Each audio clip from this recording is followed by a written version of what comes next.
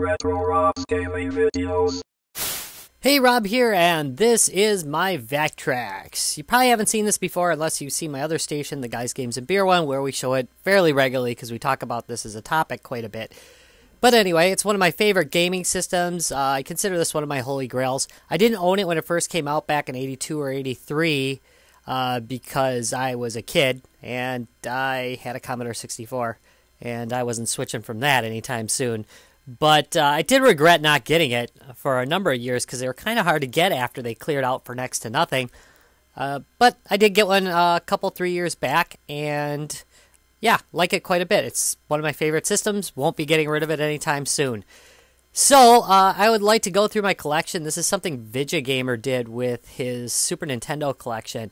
And I was going through it, watching that video, going, oh, yeah, I remember that game. I should go get that. And so anyway, needless to say, his video cost me money. But aside from that, I really like the idea of the video, which is showing part of your collection, maybe sharing some memories with other people. And so that's what I'm going to do. So let's start with the overlays. The overlay that's on there right now is Mindstorm. That's the one that came with the system. It's my favorite because it just kind of leaves you alone. I've only got a few. There's Web Wars, which is kind of beat up. There is Berserk, which is a very popular game. Yazzie, which is aftermarket. This actually came out after the console was long dead, in fact, in the 2000s. So this is a homebrew. And then there's Starhawk. Now, this particular Starhawk is an aftermarket. It's not real, which is really cool because it's very high quality. In fact, it's better than the other ones because it doesn't crack. But if you can see, I can bend it quite a bit. So really nice. I had a couple of those at one time, and I sold them all off when I was getting rid of stuff. And kind of regret that now because I'll probably never see that particular repro again. Too bad. All right. In the system right now is my 72-in-1 multi-cart, which is really pretty cool. So the games haven't gone public domain for the Vectrex. However, the rights holder has released them for free distribution. So you can copy Vectrex games all you want. Not a problem with the company as long as you don't try to make money off them. And as you can see, I just move up and down and then I can select a game. Now I'm not going to be plugging in every game because it takes a little while for this thing to come up. And it's really not worth the time to show you every one. Another thing that's interesting that I've got is this particular cartridge right here. And it's another type of multi-cart.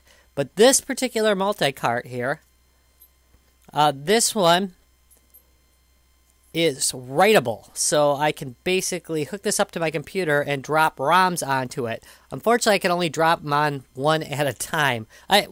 Not really one at a time, but each dial location here is another ROM, and I can basically drop one in each ROM slot. So when I look at this with the computer, I can only see one slot at a time and only drop one ROM in it.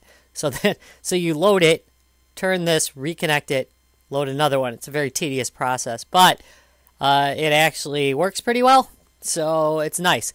And there's a few games that have been added after the 72-game multi-cart, and that's how I can add them here. In fact, Guys, Games, and Beer actually has its own little video presentation that is made for the Vectrex that's on here, and that'll be at MGC, of course.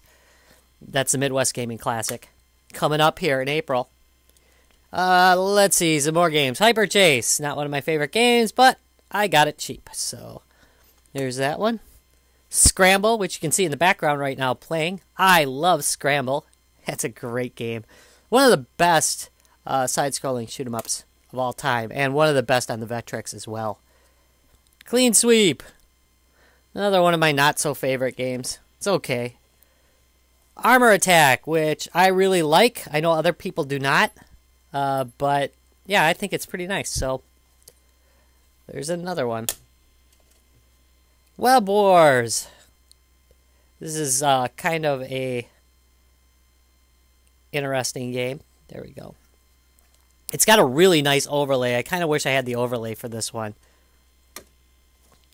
And here we go, Berserk. It was also one of my favorite Atari games. Really loved this one. Used to play it in the arcades too.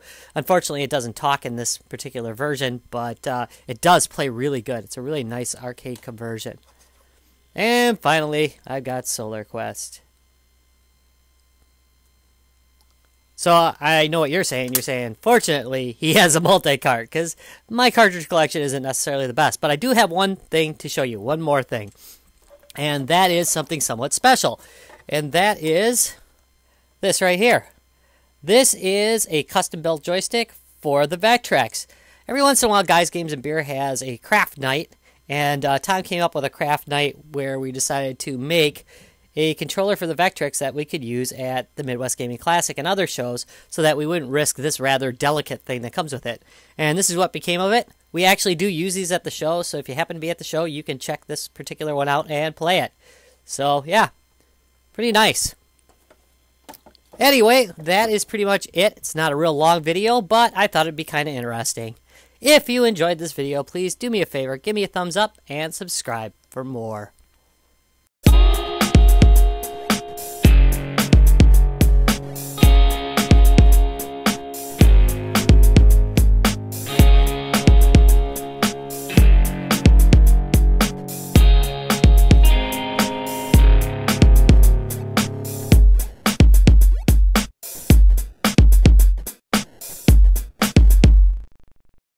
Retro Rob's Gaming Videos.